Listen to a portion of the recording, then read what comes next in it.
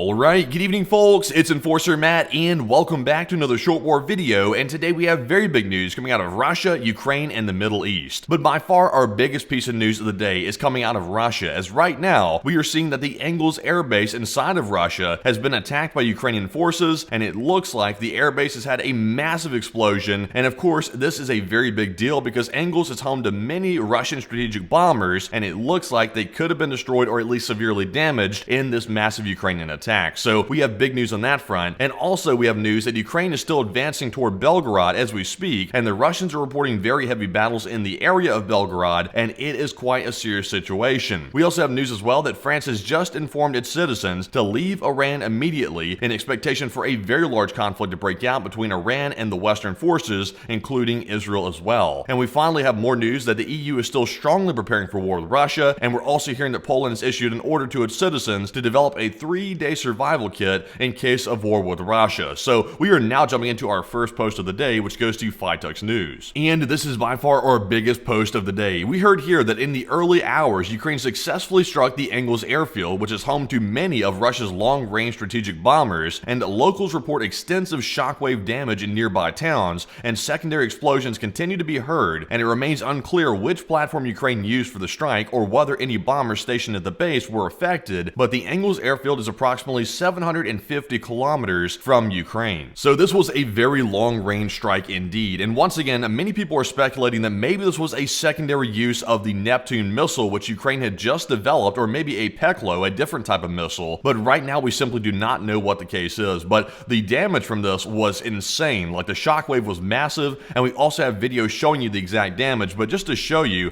one of the primary explosions, you can see right here, I believe this is one of them, and this shows you right here a massive cloud of smoke going up, and you can even see a lot of the stuff being sucked up from the ground right into that cloud, and that is quite a big deal. And once again, this could be a primary or secondary explosion, I'm not really sure, but this is from Engels, by the way, and that is a massive cloud of smoke coming from the base. So not a good sign when it comes to those bombers which are stationed there at that airbase. But jumping into our next post here, this one is going to go to Insider Paper. And in this post right here, we do have another video showing the exact moment of the mushroom cloud that occurred from the massive explosion at the base. So let's take a look at the video and see just how large it really was. And there it is. Look at that. That is a massive mushroom cloud right there from that explosion. And you can even see kind of on the ground right there. Let me stop the video real quick. You can kind of see on the ground there appears to be like a shockwave or some smoke lying on the top of the ground from just how large this explosion was. So this was massive. I think they might have hit something that they were storing there, like munitions or something like that, because surely the munition that Ukraine sent in was not the cause of that massive mushroom cloud right there. So whatever was hit, it went crazy. And once again, I believe Engels houses nuclear bombers as well. I'm not sure if they house the nuclear warheads, but this is not a nuclear explosion, by the way. This is just a very large ammunition explosion of some sort, but as you can see, it was crazy. But jumping into our next one, this one goes to Max 24. And like I mentioned, the shockwave from this explosion was devastating, and we can see the scale of the destruction near the airfield, and the shockwave even swept away houses, which was showing how large it truly was. So let's take a look at the video showing the damage to the nearby surrounding towns around this airbase.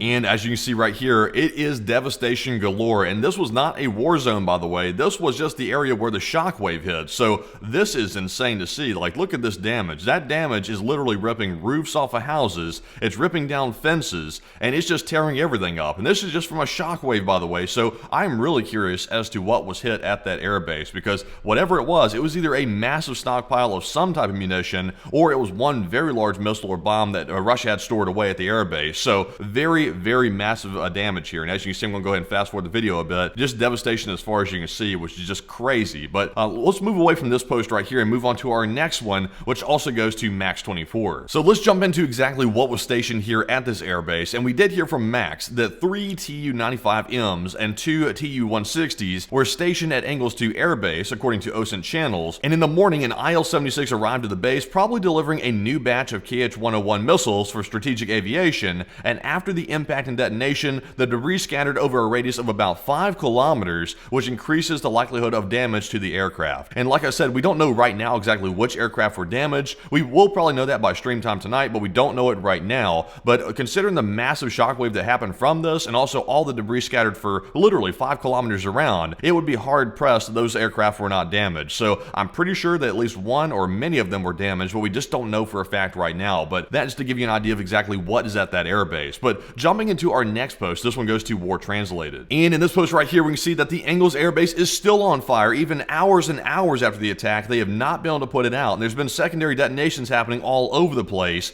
And also, by the way, they added some more information that apparently the warehouses at this base contain the FAB, CAB, and also cruise missiles, and also the aircraft that attack Ukraine take off from there as well, like we mentioned a moment ago. So let's take a look at this video and see it's still on fire. And there it is. Look at that. The Russian who's filming this said something's blowing up. Well, no joke. It already did. This is just the smoke from it. But as you can see, the whole place is on fire from right there in this video. You can see it right there. That is a massive pile of smoke going right up into the sky. And once again, a lot of damage at the airbase and showing you that it still is on fire even right now. But jumping into our next one, this one goes to null reports. So let's jump away from our Engels airbase situation, which is of course a very big situation and a big win for the Ukrainian forces. But we also have news as well that apparently Ukraine is still moving forward with its Belgorod offensive that we heard about 2 days ago. And right now in this post, we heard that despite Russian claims of control, Russian channels now report that Ukrainian forces have pushed past defensive lines and near Belgorod in the border region. And according to Russians, Ukrainian forces are using fiber optic drones in mass. And quote unquote, this is the Russians by the way, they said the enemy is expanding its control zones and the engineering vehicle is expanding the passage. And our guys are countering, but the situation is complicated. And that is Russian doublespeak on their Telegram channels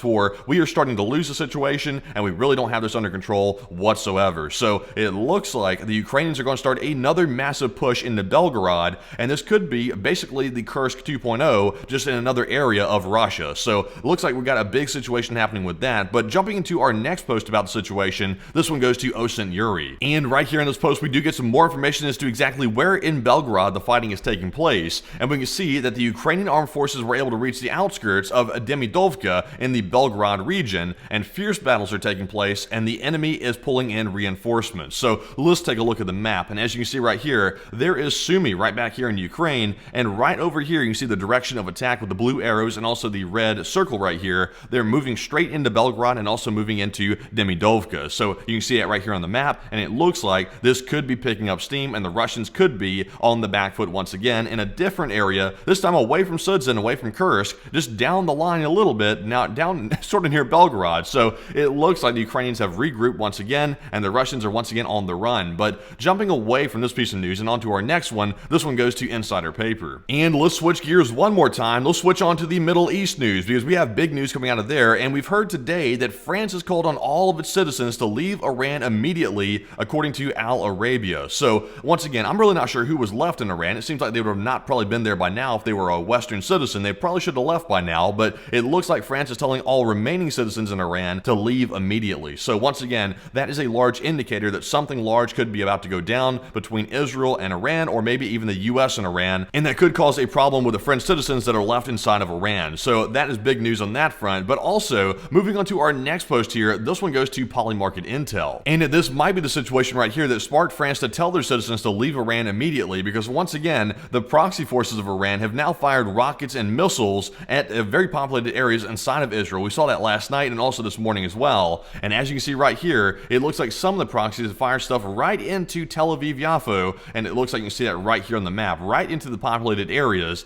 and right next to the airport. So that was a bad escalation on the side of those proxy forces. But also, we saw another post here which goes to Global Military Info. We actually covered this slightly on the stream last night, but we did see another Iranian-backed group fired some ballistic missiles at Tel Aviv as well. They're trying to hit them in the populated areas, but it looks like Israel was able to take them out, and they did not actually get into their airspace, meaning the Houthi missile was basically destroyed before it got there. So we can see it was failed attacks, but nonetheless, it is still an escalation by these proxy forces. So what's new? The Middle East is still in chaos, and we can see it is right there. But moving into our next post, this one is going to go to Disclosed TV. And let's move back into our European news, and specifically our Russia-Ukraine news, because today we've gotten big word from the European Commission of the EU that the EU must immediately prepare for the real possibility of a large-scale war with Russia, according to several journalists. So, of course, this is something they've been saying for a long time, but we're starting to see actual action being taken by EU countries to get ready for a war with Russia. That includes Poland, once again, trying to train all of its young men in its country. We see France telling people to get ready for war and also basically starting to mobilize civilians. And we see also Poland starting to mine the border with Belarus and also Russia as well. So a lot of actual real actions taking place right now, and also massive boost in defense spending by these EU countries. So they truly are preparing for this. It's not just hype talk, it really is preparation. So that's big on that front. But also, we have more news here, and this one goes to Geo Insider. And in this post right here, we specifically see that Poland is definitely taking this very seriously, and the Polish Ministry of the Interior has now urged citizens to prepare for at least 3 days of survival without state help in a crisis, and the deputy minister emphasized the need for supplies like water, food, medicine, and power banks, and similar advice was also given by the Netherlands just moments ago. So we have a lot of preparations in place to basically make sure the civilians are going to be okay in case a war does break out, and once again, Poland, Netherlands, and several other countries, including France, are actually putting this into place. So it's not just one country overreacting, it's all of them deciding this is a real threat. So it is quite serious. But jumping into our next one here, this one goes to Apex News. And also, we got some strong words from Finland today. And of course, if you want to win, you hire a Finn. And luckily, the Finns are on our side. So we see here that the only real solution to deter Moscow is to militarize Ukraine to the teeth, said the Finnish president. And I would say that is definitely a very wise statement. They have to militarize Ukraine because, once again, Putin is not going to stop with taking some territory inside of Ukraine. If Ukraine is not armed and able to defend itself, Putin will return in just a year or so. Even if a ceasefire was signed or some type of end to the war, he is going to return and take the rest of it. So the only real solution is to militarize Ukraine. And Ukraine is militarized already quite a bit, but they need even more to fortify the country even further. So the Finnish president is, of course, winning like always, and I must say, very good advice. But jumping into our next post, this one goes to War Translated once again. And this is a very interesting post right here because this is actually quite disturbing. We're hearing that Putin has now signed a decree stating that all Ukrainians in Russia without legal grounds for residence must leave the territory of the Russian Federation by September the 10th of this year, and that this could also be a preparation for the mass deportation of Ukrainians from the temporarily occupied territories, which Putin already considers his own. So this is a bad sign right here. I would agree with War Translated. This does sound like a preparation to get ready to deport the Ukrainians from the territory, which is, of course, it's Ukrainian territory, like the areas that have already been annexed by Russia. That's not Russia's territory. They've taken that from the Ukrainians, and now it sounds like Russia is going to expel them from their own land, which is insane. And once again, September 10th is the deadline, so that's only a few months away, and it looks like Vladimir Putin could be about to do that some point in the future. So not a good sign right there, and I really wouldn't put it past him to actually pull that off. But jumping into our next post here, this one goes to Insider Paper. And before we jump into this post right here, just a reminder that yesterday Zelensky and the U.S. president had a phone call to discuss what was said between Putin and the U.S. president, and on the phone call, the president of the United States suggested that maybe if the United States takes ownership of these power plants inside of Ukraine, both the traditional and nuclear power plants, that maybe that will protect them from Russia, and that'll give Ukraine some sort of security guarantee, at least on their energy side of things. And once again, we personally here on this channel did not think that was an idea that Zelensky would entertain, and we've gotten confirmation today that Zelensky says he will not discuss U.S. ownership of Ukraine's nuclear plants with the U.S. president. And honestly, I would have to say, I don't think any country would actually ever agree to this. This is something right here that most countries would consider a red line. That is critical infrastructure, power plants are, and they don't want to hand those over to a foreign country because if they got at odds with a foreign country, that could critically hamper them. So let them have their own power plants and control them. That would only make sense. So actually quite a predictable outcome, and we actually predicted that last night on the stream as well. So it did come true actually. So moving into our next post here, there's actually no next post. That is our last one of the day. So with that, folks, be sure to join us tonight at 10 p.m. Eastern on our nightly War News stream. And also, before you go, smack the like button and also subscribe to the channel as well if you already haven't for daily war updates just like this one. And also, if you watched the video to this point, go down to the comments below and type Poland down there to let us know you watched the video. Go put Poland in the comments to let us know you watched to this point. And also, thank you all very much for the kind words about the channel. We appreciate it very much. And also, we appreciate it to know that y'all all enjoy the videos. Also, one more thing, if you want to support the channel financially, which is of course a very big help, you can go to our Patreon page, and the link is in the description below for Patreon, where you can go over there and sign up for a monthly membership and support the channel on a monthly basis. And once again, huge shout out to our Patreon supporters. Y'all are helping to make the channel possible, and we appreciate every single one of you. And we've also made a commitment to start posting over there quite a bit more in the recent months, and we've been doing that. So go check it out. A lot of behind the scenes content going on Patreon, and I'm sure sure y'all will enjoy it. But with that, we'll see y'all tonight 10 p.m. Eastern, and with that, bye-bye for now.